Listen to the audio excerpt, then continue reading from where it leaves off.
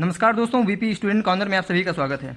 दोस्तों, आर के राजपूत की इलेक्ट्रिकल इंजीनियरिंग बुक का जो हम लोग ये रिवीजन सेशन चल रहा है, उसका बस एक ही पर्पज़ है कि आपको इस बुक के सारे न्यूमेरिकल, सारे ऑब्जेक्टिव और जितने भी थ्योरी कॉन्सेप्ट है वो क्लियर हो जाए। इसलिए मैं जब भी कोई नया चैप्टर शुरू करता हूँ तो उसके पहले आपको उसके बेसिक कॉन्सेप्ट एकदम बिलो लेवल से बताने की कोशिश करता हूँ। उसके बाद एक एक ऑब्जेक्टिव को सॉल्व कराता हूँ। देखिए, एक एक ऑब्जेक्टिव को सॉल्व कराने का मेरा बस एक पर्पज़ यही रहता है कि आपको सारे क्वेश्चन अच्छे से समझ में आ जाए, क्वेश्चन क्या कह रहा है उसके बारे में समझ में आ जाए, ठीक है ना। क्योंकि आप लोग अगर फैक्ट को याद करेंगे तो याद करने से कुछ नहीं होता है। सब कुछ अगर आपने कॉन्सेप्ट समझ लिया तो आपको अच्छे से समझ में आ जाएगा और आप आसानी से क्वेश्चन को कर सकते हैं। देखिए, एक एक क्वेश्चन को बताने का मेरा दूसरा पर्पज ये है कि बाय द वे जिसके पास बुक अवेलेबिलिटी ना हो, मतलब बाय द वे अगर वो जॉब कर रहे हैं और जूनियर इंजीनियर के साथ में तैयारी भी कर रहे हैं, तो वो लोग इस वीडियो के माध्यम से अच्छे से रिवीजन कर सकते हैं, ठीक है ना। देखिए, वीडियो देखते समय आप लोग अपने नोट्स जरूर बनाते जाइएगा। और आगे बढ़ने से पहले एक चीज़ कहना चाहूँगा। देखिए, इस समय का जो मौसम है ना, बहुत वेरिएशन चल रहा है और इसमें कोरोना वायरस भी फैला हुआ है। तो आप लोग अपने हेल्थ का ध्यान रखिए ताकि तबीयत आपकी ख़राब ना हो, और क्योंकि 2 महीने बाद एग्ज़ाम भी होना है, आपको सिलेक्शन भी लेना है, ठीक है ना। तो हम लोगों का दोस्तों जो टारगेट है इस समय एसएससी जेई और यूपी ट्रिपल एससी जेई है कि उसमें एक टेक्निकल पोर्शन में ज़्यादा से ज़्यादा क्वेश्चन करने का। आप लोग यकीन मानिए, अगर आप लोगों ने आर के राजपूत की जो इलेक्ट्रिकल इंजीनियरिंग की बुक है अगर बहुत ही अच्छे तरीके से पढ़ लिया, समझते हुए, कम से कम अगर एक बार तो नहीं 2 बार पढ़ लिया अच्छे से, तो आप लोग जूनियर इंजीनियर लेवल के किसी भी एग्जाम में टेक्निकल पोर्शन में 70 से 80% क्वेश्चन तो आप लोग जरूर करके आएंगे, मुझे पूरा भरोसा है, ठीक है ना। तो आइए अपने टॉपिक पे आते हैं। देखिए, हम लोग इसमें पढ़ रहे थे चैप्टर 4 मैग्नेटिज्म एंड इलेक्ट्रोमैग्नेटिज्म, और आज इसका लास्ट पार्ट है। और दोस्तों, अगर आपने चैनल को सब्सक्राइब नहीं किया हो तो प्लीज़ चैनल को सब्सक्राइब कर लीजिएगा, लाइक कीजिएगा और शेयर जरूर कीजिएगा। और ख़ास तौर से उन दोस्तों में शेयर कीजिएगा जो इसमें डबल जेई की तैयारी कर रहे हैं और या फिर इलेक्ट्रिकल इंजीनियरिंग की इसमें पढ़ाई कर रहे हैं, ठीक है ना। तो आइए शुरू करते हैं। देखिए दोस्तों, आज का पहला क्वेश्चन है, क्वेश्चन नंबर 68। लिखा है दोस्तों कि hysteresis loop is in case of magnetically hard materials is more in shape as compare to magnetically soft material. दोस्तों, कह रहा है कि 2 मटेरियल हैं, एक मैग्नेटिकली हार्ड मटेरियल है और दूसरा मैग्नेटिकली सॉफ्ट मटेरियल है, ठीक है ना। तो क्वेश्चन में पूछा है कि सॉफ्ट मटेरियल की अपेक्षा जो हार्ड मटेरियल है, ठीक है ना, उसकी जो हिस्टेरेसिस लूप का आकार क्या होगा, सर्कुलर होगा, ट्रायंगुलर होगा या फिर रेक्टेंगुलर होगा। दोस्तों, इस क्वेश्चन का सही जवाब होगा रेक्टेंगुलर। जो हार्ड मैग्नेटिक मटेरियल होता है ना, उसका जो हिस्टेरेसिस लूप होता है, उसका शेप होता है वह रेक्टेंगुलर होता है। अब ये ऐसा क्यों होता है मैं बस कल यानी कि अगले वीडियो में बताऊंगा, क्योंकि अगला चैप्टर का नाम ही है मैग्नेटिक सर्किट। उसमें आपको BH लूप के बारे में, BH कर्व के बारे में बहुत ही अच्छी तरीके से हम आपको समझाएंगे, ठीक है ना। तो बस इसमें यही देखिएगा कि हार्ड मैग्नेटिक मटेरियल का जो हिस्टेरेसिस लूप होता है कैसा होता है, वह रेक्टेंगुलर होता है, मतलब साइज में बड़ा होता है। अब आइए शुरू करते हैं अगला क्वेश्चन। दोस्तों, क्वेश्चन नंबर 69 है, कह रहा है rectangular magnet of magnetic moment m is cut into 2 pieces of the same length, the magnetic moment of each piece will B.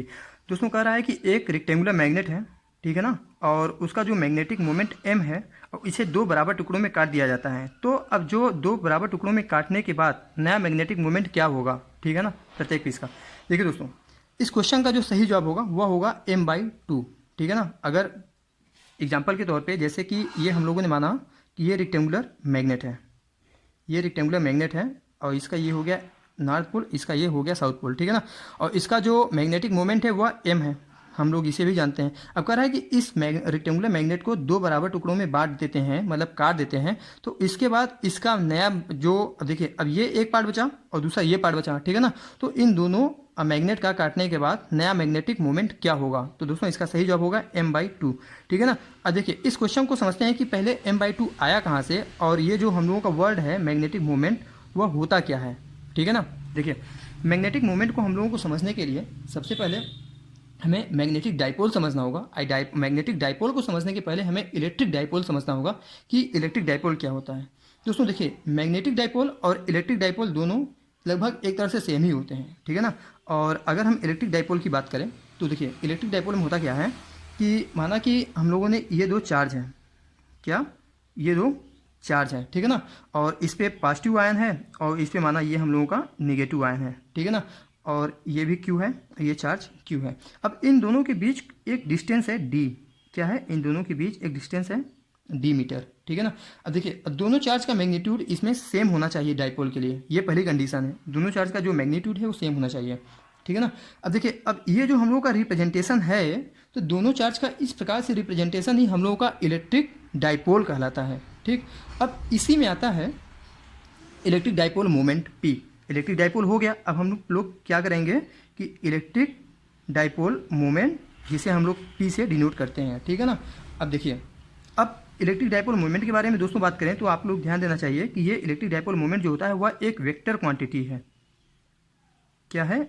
Vector quantity है, ठीक है ना। तो इलेक्ट्रिक डाइपोल मोमेंट P बराबर होता है कि magnitude of each charge into distance between both charges, ठीक है ना। तो देखिए, अब मैग्नीट्यूड इसका कितना है, चार्ज का Q है, ठीक है ना। मैग्नीट्यूड हम लोगों ने लिख लिया। अब उसके बाद डिस्टेंस कितना है दोस्तों, ये हम लोगों ने D है, ठीक है ना। D की जगह मान लीजिए हम लोगों का L मीटर है, ठीक है ना। तो इंटू L।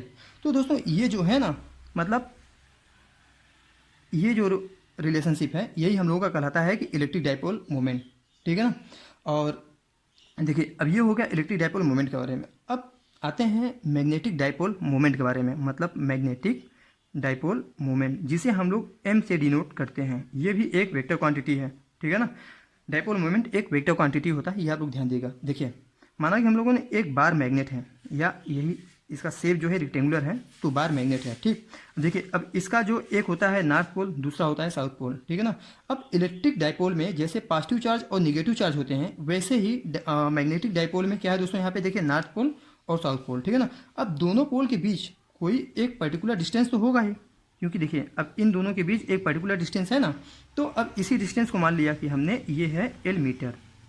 कितना है, हमने माना कि L मीटर है, ठीक है ना। अब इनकी जो पोल स्ट्रेंथ है, ठीक है ना, वो है M, क्योंकि पोल स्ट्रेंथ सेम ही होता है, ठीक है ना। अब देखिए, अब इसे चाहे हम लोग जितना भी टुकड़ों में काट दें, हम लोग जानते हैं कि मैग्नेट को कितने भी टुकड़ों में काट देते हैं तो उसमें दो पोल जरूर होते हैं। क्या? एक नॉर्थ पोल होता है, एक साउथ पोल होता है। चाहे जितने भी टुकड़ों में काट दें, हर एक टुकड़े का, हर एक पीस का, हर एक पार्ट का जो पोल है उसमें दो होगा, एक नॉर्थ पोल होगा, एक साउथ पोल होगा, ठीक है ना।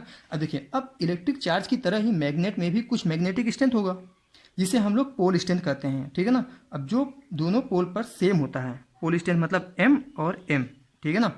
अब देखिए, अब इसी रिप्रेजेंटेशन को, ये जो रिप्रेजेंटेशन है हम लोगों का, इसी को हम लोग कहते हैं मैग्नेटिक डाइपोल, ठीक है ना। अब देखिए, अब बात करते हैं मैग्नेटिक डाइपोल मोमेंट की, ठीक है ना। तो मैंने ऊपर जैसे बताया था, सेम टू सेम सब कुछ वही है। तो इलेक्ट्रिक डाइपोल मोमेंट क्या होता है दोस्तों, मैग्नीट्यूड ऑफ पोल स्ट्रेंथ। क्या? देखिए, मैं लिख देता हूँ यहाँ पे, आप लोग ध्यान दीजिएगा कि मैग्नेटिक डाइपोल मोमेंट क्या होता है, मैग्नीट्यूड ऑफ पोल स्ट्रेंथ।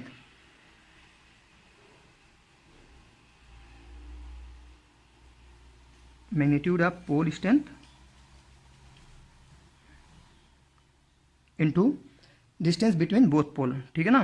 तो डिस्टेंस बिटवीन बोथ पोल, अब देखिए दोनों डिस्टेंस पोल के बीच डिस्टेंस क्या था,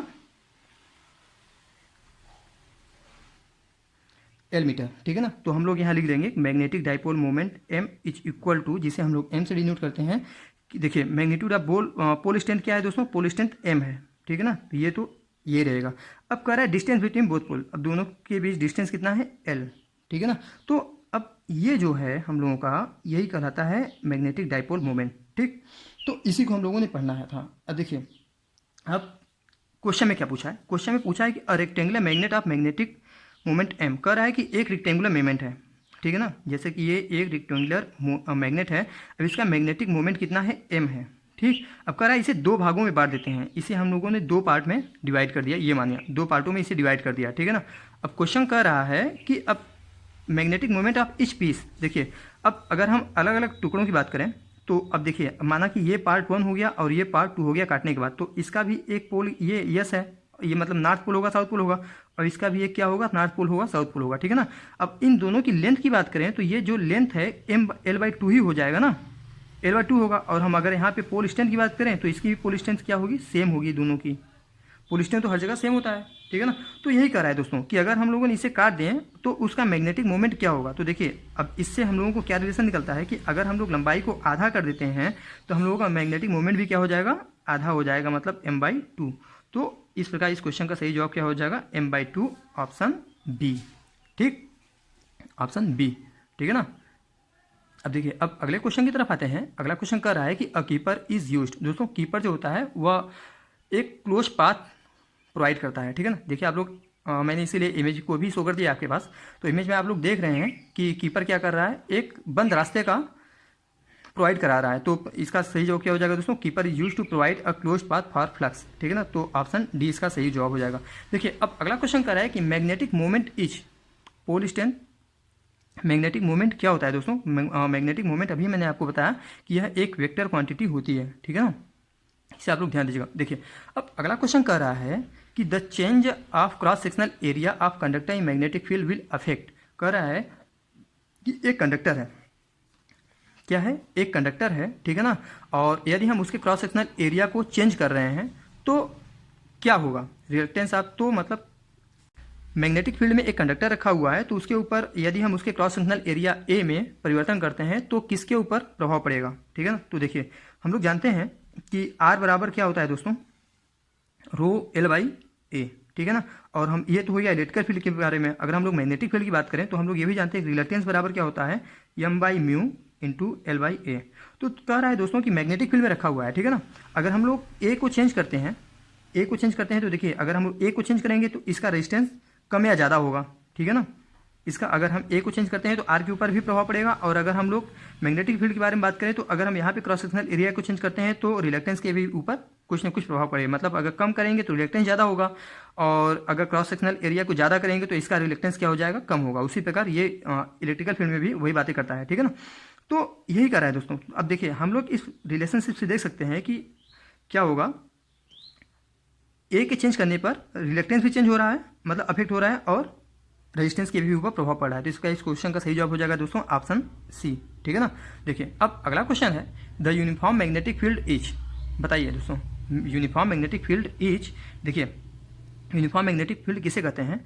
कि the field in which all lines of magnetic flux are parallel and equidistance. मतलब वह फील्ड, ठीक है ना, जिसमें मैग्नेटिक फ्लक्स की जो लाइन है वह पैरेलल होती है और सेम डिस्टेंस पे होती है। आप लोग इमेज में देख सकते हैं कि कैसे। देखिए ये सबसे पहले देखिए अगर जो मैग्नेटिक लाइन्स ऑफ फ्लक्स निकल रही हैं, ठीक है ना, वह पैरेलल है, ठीक है ना, और उसके बाद इन दोनों के बीच की जो दूरी है वह भी सेम है, ठीक है ना। तो इसलिए इसका सही जवाब क्या हो जाएगा दोस्तों? ऑप्शन सी, ठीक। समझने की बात है, इसलिए मैं कहता हूँ कि रटिए मत, समझ के चलेंगे तो आराम से आ जाएगा, ठीक है ना। क्योंकि कभी कभी क्वेश्चन को सिर्फ घुमा फिरा कर दे देता है, उसमें कुछ होता नहीं है। अब अगला क्वेश्चन कर रहा है दोस्तों कि the magneto motive force is. Magneto motive force मतलब एमएमएफ क्या होता है? तो ये तो आपको काफ़ी बार बता चुका हूँ तो इसके बताने की जरूरत नहीं है। तो एमएमएफ जो होता है दोस्तों sum of all currents embraced by the one line of magnetic field, ठीक है ना। तो इसका सही जवाब क्या हो जाएगा? Option C. देखिए दोस्तों अब अगला क्वेश्चन है what will the current passing through the ring shaped air core coil when number of turns is 800 and ampere turns are 3200, ठीक है ना। देखिए दोस्तों कह रहा है कि देखिए एक रिंग शेप्ड की एयर कोर कॉइल है, ठीक है ना। माना कि ये एयर कोर कॉइल है। देखिए अब इसमें कह रहा है दोस्तों कि इसमें नंबर ऑफ टर्न्स कितने हैं? 800 है, ठीक है ना। तो नंबर ऑफ टर्न्स जो हैं वह बराबर 800 है, ठीक। अब कह रहा है कि एम्पियर टर्न कितना है? 3200 है, ठीक है ना। एम्पियर टर्न कह रहा है, एम्पियर टर्न यानी कि एमएमएफ वो कितना है दोस्तों? 3200 है, ठीक। अब देखिए हम लोग जानते हैं कि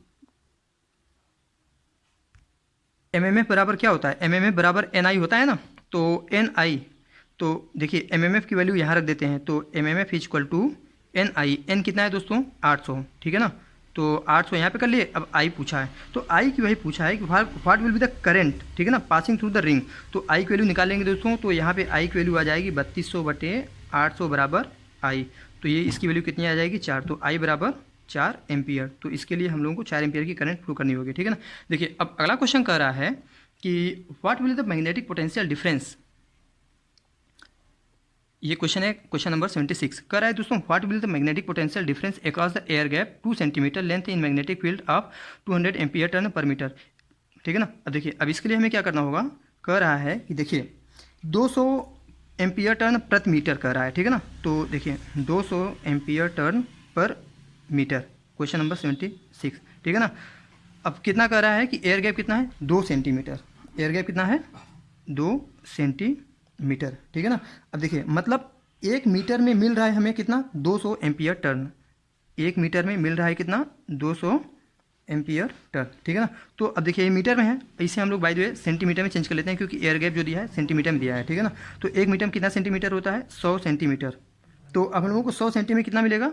वही होगा 200 एम्पियर टर्न, ठीक है ना। अब 1 सेंटीमीटर में कितना मिलेगा दोस्तों? 1 सेंटीमीटर में हम लोगों को मिल रहा है, ठीक है ना, 2 एम्पियर टर्न, ठीक। अब कह रहा है कि 2 सेंटीमीटर में हम लोगों को अगर एयर गैप 2 सेंटीमीटर का है तो 2 सेंटीमीटर में हम लोग कितना मिलेगा, तो 2 सेंटीमीटर में कितना मिलेगा दोस्तों, 2 गुणते 2 बराबर 4 एम्पियर टर्न। तो कुछ था नहीं इस क्वेश्चन में, बहुत ही सिंपल था।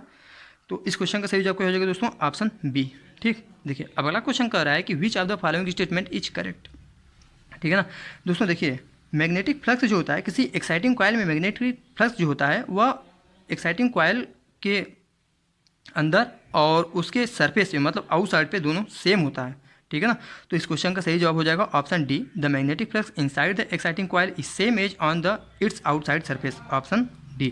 ठीक दोस्तों, देखिए अगला क्वेश्चन कह रहा है क्वेश्चन नंबर 78 कि एक रिंग शेप कॉइल है, माना कि ये मान लीजिए कॉइल यही है, इसी को एग्जांपल लेते हुए हम समझा देते हैं। ठीक है ना, एक कॉइल है जिसमें कुछ निश्चित मात्रा में करंट फ्लो हो रही है। ठीक है ना, माना कि हम लोगों का करंट फ्लो हो रही है कुछ निश्चित मात्रा में और इसकी एक निश्चित जो नंबर ऑफ टर्न्स है वो भी निश्चित है। ठीक है ना, अब कह रहा है कि यदि हम इस कॉइल में एक लोहे का टुकड़ा आयरन कोर अगर हम लोग इसमें इंसर्ट करा देते हैं, ठीक है ना, एक आयरन कोर हम लोग इसमें इंसर्ट करा देते हैं तो इसके जो डायमेंशनल चेंज, तो इंडक्शन, ये मैग्नेटिक इंडक्शन के ऊपर क्या प्रभाव पड़ेगा। दोस्तों देखिए अगर हम लोगों का कोई मैग्नेटिक कॉइल है, ठीक है ना, अगर उसमें हम लोग एक लोहे का टुकड़ा मतलब आयरन कोर हम लोग इंसर्ट कराते हैं तो उसका जो बी होता है ना, बी क्या होता है, वह बढ़ जाता है, बढ़ जाता है। ठीक है ना, क्योंकि देखिए आयरन क्या है, एक फेरोमैग्नेटिक मटेरियल है, आयरन क्या है, एक फेरोमैग्नेटिक मटेरियल है और उसमें फाई क्या होता है, वह मैक्सिमम होता है। तो हम लोग जानते हैं कि B is directly proportional to क्या होता है, फाई। ठीक है ना, तो अब देखिए अब जब फाई बढ़ेगा तो फ्लक्स डेंसिटी की वैल्यू भी क्या होगी, बढ़ जाएगी दोस्तों। ठीक है ना, जो मैग्नेटिक इंडक्शन बी है वह भी उसकी वैल्यू क्या हो जाएगी, बढ़ेगी। इस प्रकार इस क्वेश्चन का सही जवाब हो जाएगा दोस्तों ऑप्शन बी।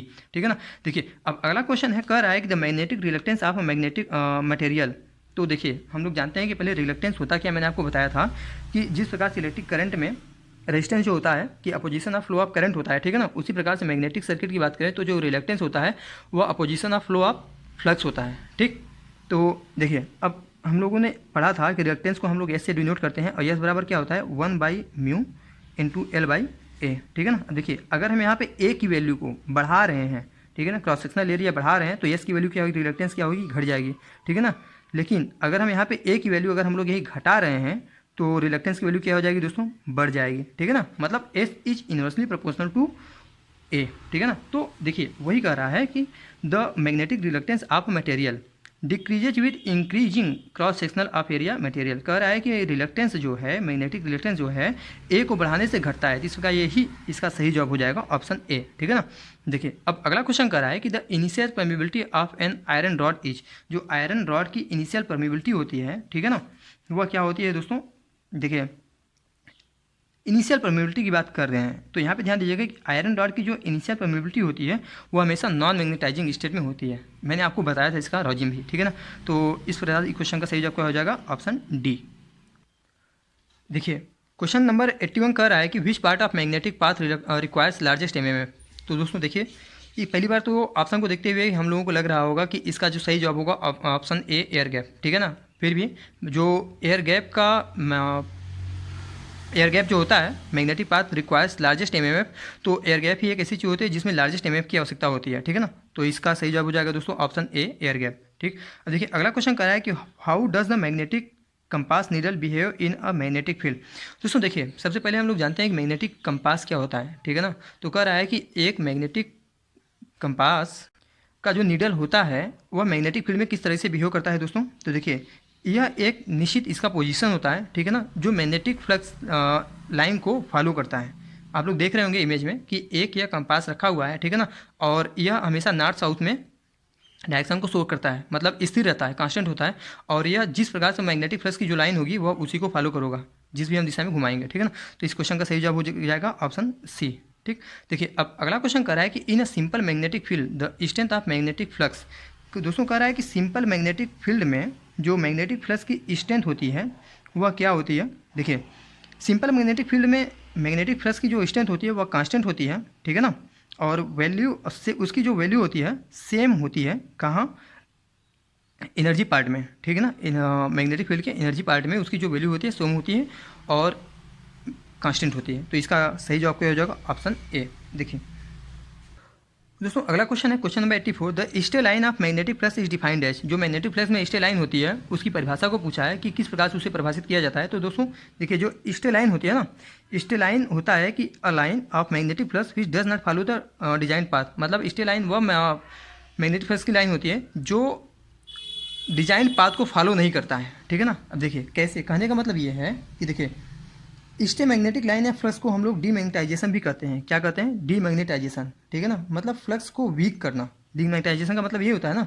देखिए माना एक बार मैग्नेट है, क्या है ये, एक बार मैग्नेट है, ठीक है ना। अब इसमें से ये नॉर्थ पोल हो गया, इसका साउथ पोल हो गया, ठीक। अब देखिए हम लोगों का यहाँ से फ्लक्स होता है नॉर्थ पोल से साउथ पोल की तरफ, ठीक।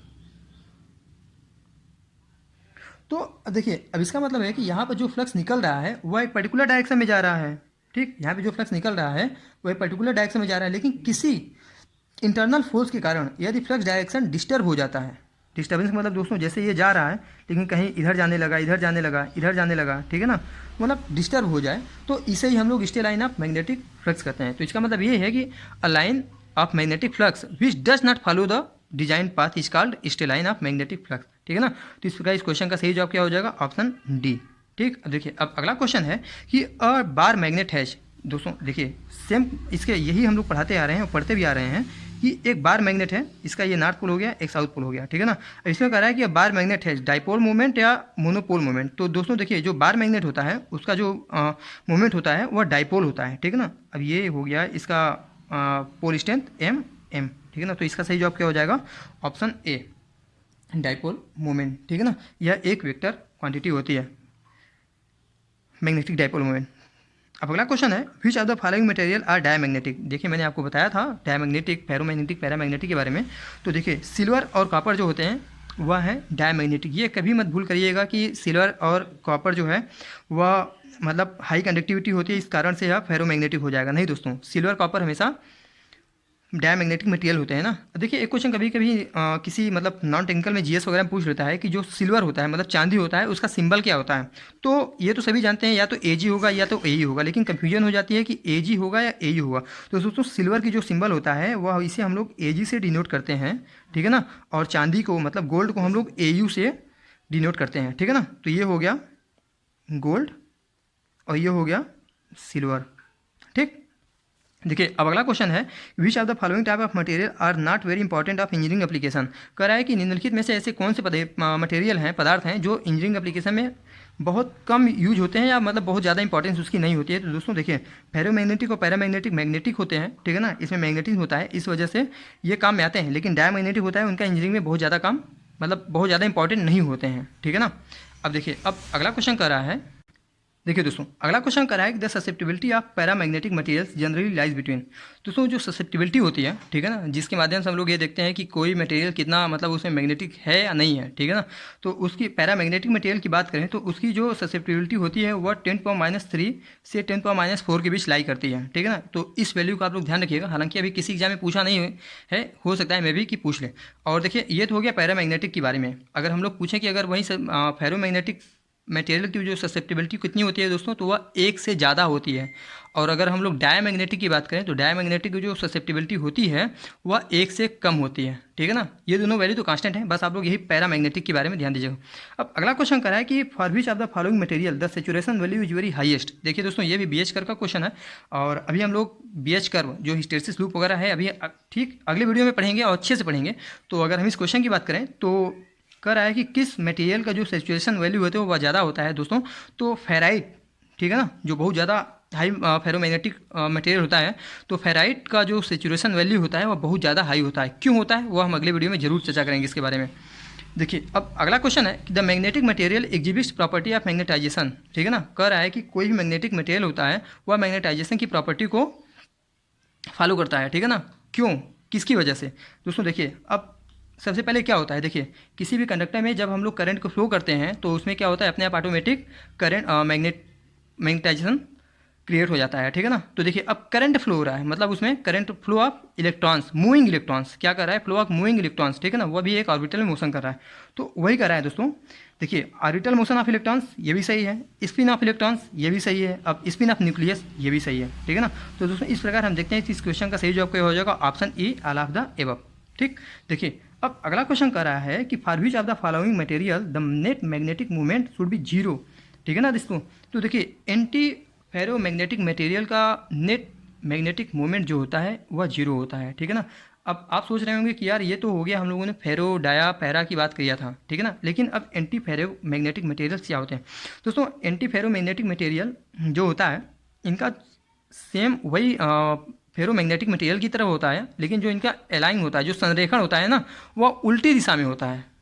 फेरोमैग्नेटिक के एकदम अपोजिट डायरेक्शन में इनका अलाइन होता है, संरेखण होता है। ठीक है ना, देखिए लोग, अब मैंने इसीलिए इसकी जो डिफिनीसन है उसे स्क्रीन पे शो कर दिया है, आप लोग इसे अच्छे से समझ सकते हैं। देखिए फिगर में एक इमेज भी मैंने शो कर दिया, उसे भी आप समझ सकते हैं कि फेरोमैग्नेटिक और एंटी फेरोमैग्नेटिक में क्या डिफरेंस है। ठीक, देखिए अब अगला क्वेश्चन है, क्वेश्चन नंबर 92 कर है the attraction capacity of electromagnet will increase if. दोस्तों कह रहा है कि अगर हम इलेक्ट्रोमैग्नेट मटेरियल है, ठीक है ना, उनकी अट्रैक्शन कैपेसिटी कब बढ़ेगी? तो निश्चित तौर पे दोस्तों अगर हम उनकी फ्लक्स डेंसिटी बढ़ाएंगे, मतलब फ्लो ऑफ फ्लक्स ज़्यादा होगा, जिसमें उसकी जो अट्रैक्शन कैपेसिटी क्या होगी, ज़्यादा होगी। कहने का मतलब है कि वह ज़्यादा फेरोमैग्नेटिक मटेरियल बनेगा। ठीक है ना, तो देखिए अब अगला क्वेश्चन कर रहा है, question number 93 which of the following statement is correct. ठीक है ना, देखिए conductivity of ferrite is better than ferromagnetic material. मैंने आपको पहले ही बता दिया था क्वेश्चन नंबर 89 में कि जो फेराइट की जो कंडक्टिविटी होती है वह फेरोमैग्नेटिक मटेरियल की अपेक्षा ज़्यादा होती है, इसलिए इसे आप लोग ध्यान दीजिएगा। ठीक है ना, तो ऑप्शन ए। फेराइट से लगभग 5-6 क्वेश्चन है, मैं उसे अगले चैप्टर में बताऊँगा और उसे आप लोग अच्छे से याद कर लीजिएगा। ये क्वेश्चन पूछा गया है और ये ऊपर वाला जो 92 भी एक ही क्वेश्चन पूछा गया था, ये दोनों यूपीपीसीएल के क्वेश्चन है। ठीक है ना, देखिए अब अगला क्वेश्चन कह रहा है दोस्तों कि द मैग्नेटाइजेशन एंड अप्लाइड, कौन सा क्वेश्चन है ये? Question number 94 the magnetization and applied field in ferromagnetic materials are related. दोस्तों ये बहुत ही इंपॉर्टेंट क्वेश्चन है, ये 2 बार एसएससी में और 1 बार यूपीटीपीएससी में पूछा जा चुका है, तो आप लोग इसे ध्यान दीजिएगा कि देखिए applied field the magnetization and applied field in ferromagnetic material. दोस्तों फेरोमैग्नेटिक मटेरियल में मैग्नेटाइजेशन और अप्लाइड फील्ड के बीच जो रिलेशन होता है वह नॉन लीनियरली होता है। ठीक है ना, क्या होता है? Non linearly. बहुत इंपॉर्टेंट क्वेश्चन है, इसलिए आप लोग इसे ध्यान दीजिएगा। ठीक है ना, अब देखिए अब अगला क्वेश्चन कह रहा है कि in which of the material the spin moment associated with 2 sets of atom are aligned antiparallel to each other. तो निश्चित तौर पे मैंने आपको क्या बताया था कि भी क्वेश्चन नंबर 91 में, ठीक, कि देखिए जो अलंगनेशन होता है ना, जो संरेखण होता है फेरोमैग्नेटिक और एंटी फेरोमैग्नेटिक में, तो दोस्तों एक दूसरे के अपोजिट डायरेक्शन में होता है। ठीक है ना, और पैरेलल होता है। तो आप लोग इसे ध्यान दीजिएगा, इसका सही जवाब होगा क्वेश्चन नंबर 95 का एंटी फेरोमैग्नेटिक मटेरियल। ठीक, देखिए क्वेश्चन नंबर 95 का आंसर होगा एंटी फेरोमैग्नेटिक मटेरियल। ठीक है ना, अब अगला क्वेश्चन है temporary magnets are used in. ये पहले भी मैं बता दिया था आपको कि एंटी टेम्परेरी मैग्नेट जो होता है वो लाउड स्पीकर, जनरेटर, मोटर सब में यूज किया जाता है। ठीक है ना, इसका आंसर क्या हो जाएगा? Option D, all of the above. देखिए अब अगला क्वेश्चन कर रहा है कि main causes of noisy solenoid. जो नॉइजी सोलेनॉइड होता है उसका मेन रीजन क्या होता है दोस्तों? देखिए दोस्तों इसका सही जवाब होगा ऑप्शन सी। रीजन आप लोग पढ़ लीजिएगा, बहुत सिंपल है। ठीक है ना, strong tendency of fan out of lamination at the end caused by the repulsing among magnetic lines of force. और दूसरा रीजन है दोस्तों uneven bearing surface caused by dirt और uneven wear between moving and stationary part. ठीक है ना, तो ये जो नॉइजी सोलेनॉइड के दोनों रीजन है, ऐसे आप लोग ध्यान दीजिएगा, ये भी पूछा नहीं गया किसी क्वेश्चन में, किसी भी एग्जाम में। ठीक, देखिए अब जो दूसरा क्वेश्चन नंबर 98 है दोस्तों, बहुत इंपॉर्टेंट क्वेश्चन है, इसे 2 या 3 बार किसी एग्जाम में पूछा जा चुका है, और एक बार तो ये एसएससी में पूछा जा चुका है, एक बार यूपीटीपीएससी में, और एक बार पीजीसीआईएल में भी ये क्वेश्चन पूछा जा चुका है। ठीक है ना, तो इस वजह से इस क्वेश्चन को हम लोग इंपॉर्टेंट कर सकते हैं।